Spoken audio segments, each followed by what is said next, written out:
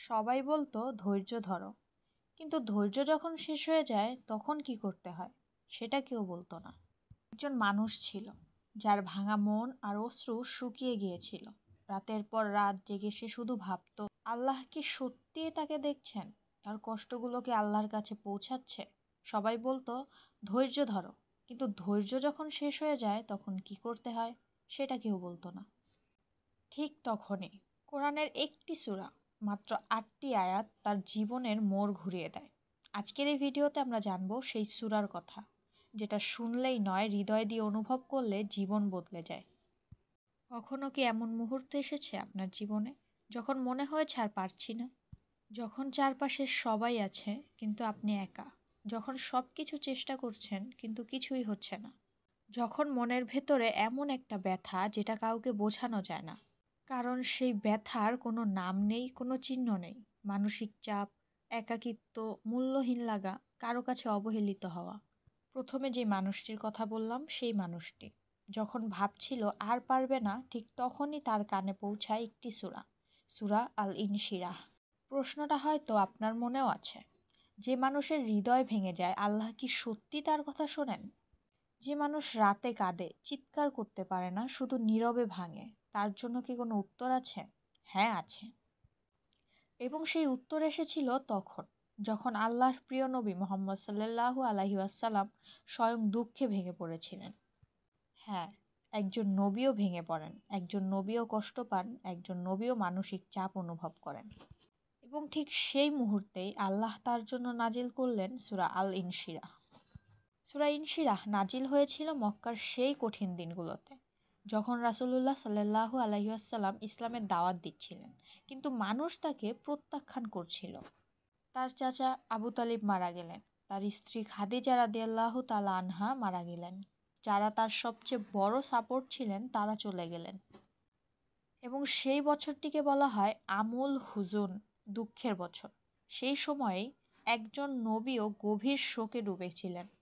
আল্লাহ তাকে সান্ত্বনা দিতে পাঠালেন এই সূরা, এবং এটা আমাদের জন্য একটা বার্তা। আপনার কষ্ট ব্যতিক্রম নয়, আপনার মতোই কেউ একদিন ভেঙে পড়েছিলেন এবং আল্লাহ তাকেও সান্ত্বনা দিয়েছিলেন, তাহলে আপনাকে কেন দেবেন না? সূরা ইনশিরাহ আয়াত নং ১-২।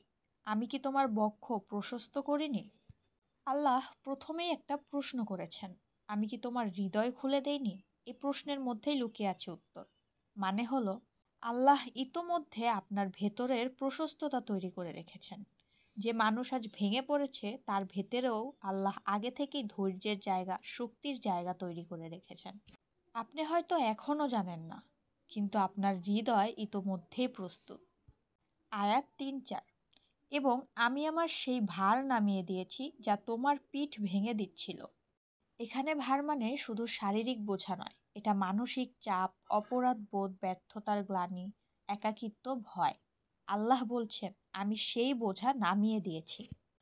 অর্থাৎ আল্লাহ মানুষকে ভাঙার জন্য বোঝা দেন না, বরং তিনি আগে থেকেই তার ভেতরের সেই বোঝা বহন করার শক্তি রেখে দেন, এবং সময় হলে সেই বোঝা নামিয়েও দেন। আপনার কাজ শুধু একটাই, সবর করা আর আল্লাহর উপর ভরসা করা। আয়াত ৫। নিশ্চয়ই কষ্টের সাথে স্বস্তি আছে। এই একটা আয়াত পুরো জীবনের ফর্মুলা, কষ্টের সাথে স্বস্তি। মনে রাখবেন, বলা হয়নি কষ্টের পরে স্বস্তি, বলা হয়েছে সাথে। মানে যে মুহূর্তে আপনি কষ্ট পাচ্ছেন, ঠিক সেই মুহূর্তেই কোথাও না কোথাও স্বস্তিও রয়েছে। আপনি হয়তো দেখতে পাচ্ছেন না, কিন্তু এটা আসছে। অন্ধকার যত গাঢ়, ভোর তত কাছে। যেই মুহূর্তে আপনি ভাবছেন সব শেষ, ঠিক সেই মুহূর্তেই আল্লাহর রহমত আপনার দিকে আসছে ইনশাল্লাহ। আয়াত নং ৬-৮। অতএব যখন তুমি অবসর পাবে তখন কঠোর পরিশ্রম করো এবং তোমার রবের দিকে মনোনিবেশ করো। এই আয়াতে আল্লাহ একটা গাইডলাইন দিচ্ছেন, যখন আপনার হাতে সময় আছে তখন বসে থাকবেন না, চেষ্টা করুন, কাজ করুন, এগিয়ে যান, কিন্তু শেষ পর্যন্ত সব আল্লাহর কাছে সঁপে দিন। এই আয়াতের মধ্যে লুকিয়ে আছে একটা বিশাল সত্য। যখন আপনি খালি হয়ে যান, হতাশ হয়ে যান, এটা ধ্বংস নয়, এটা নতুন করে শুরু করার সুযোগ। এটাই আপনার টার্নিং পয়েন্ট। আধুনিক মনোবিজ্ঞান বলে ডিপ্রেশন আসলে শুধু একটা নেগেটিভ ফেজ নয়, এটা একটা ট্রান্সফরমেশন ফেজ। যখন মন ভেঙে পড়ে তখন আসলে পুরনো চিন্তাগুলো ভাঙছে নতুন করে নির্মাণ হওয়ার জন্য। এবং যখন কেউ সূরা ইনশিরাহ শোনে তখন তার শ্বাস প্রশ্বাস ধীর হয়ে যায়, নার্ভাস সিস্টেম রিল্যাক্স করে, কর্টিসল লেভেল কমে যায়, হৃদয় শান্ত হয়। এটা শুধু ধর্মীয় বিষয় নয়, এটা বৈজ্ঞানিকভাবেও প্রমাণিত। কোরআন শুধু আত্মার খাবার নয়, এটা মনের ওষুধ। একটা ঘটনা বলি আপনাদের। একজন মানুষ ছিল যার নাম আমি বলবো না, কিন্তু তার গল্পটা হয়তো আপনার গল্প হতে পারে। সে একদিন রাত 2টায় ভেঙে পড়েছিল। চাকরি চলে গেছে, সম্পর্ক ভেঙে গেছে, পরিবার থেকে দূরে। সে জানতো না কোথায় যাবে, কাকে বলবে। চোখে পানিও আসছিল না, কারণ কান্নাও শেষ হয়ে গিয়েছিল। হঠাৎ ইউটিউবে একটি ভিডিও অটোপ্লে হলো, সূরা ইনশিরাত তিলাওয়াত। সে শুনতে লাগলো। প্রথমবার অনেক দিন পর তার চোখে পানি এলো। এবং সেই রাতেই তার ভাঙা মন প্রথমবার হালকা হয়েছিল। সে বুঝতে পারল আল্লাহ তাকে ভুলে যাননি। এখন আমি আপনাদের একটা সহজ হিলিং রুটিন বলবো। এটা কোনো জাদু নয়, এটা একটা প্র্যাকটিস, এটা একটা অভ্যাস। 1. ঘুমের আগে সূরা ইনশিরাহ 3বার শুনুন, চোখ বন্ধ করে, মন শান্ত করে। 2. প্রতিবার শোনার সময় গভীর শ্বাস নিন, নাক দিয়ে শ্বাস নিন, মুখ দিয়ে ছাড়ুন ধীরে ধীরে। 3. আপনার কষ্টগুলো লিখে ফেলুন একটা কাগজে, তারপর সেটা আল্লাহর কাছে তুলে দিন। মনে মনে বলুন, ইয়া আল্লাহ, আমি এসব তোমার কাছে রেখে দিলাম, তুমি এগুলো সামলাও। 4. নিজেকে বলুন, যা যাচ্ছে তা যাক, যা আসবে সেটা আল্লাহর রহমত।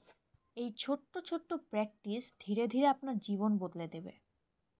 একদিন সেই মানুষটি আল্লাহর কাছে এভাবে বলেছিল, ইয়া আল্লাহ, আমার মনের গভীরে ঘা তুমি নিজে সারাও, আমার ভাঙা হৃদয় তুমি নিজে জোড়া লাগাও। আমি জানি কষ্টের সঙ্গেই স্বস্তি আছে, আমি জানি তুমি আমাকে ভুলে যাওনি। আমি তোমার উপর ভরসা রাখি, শুধু তোমার উপরই।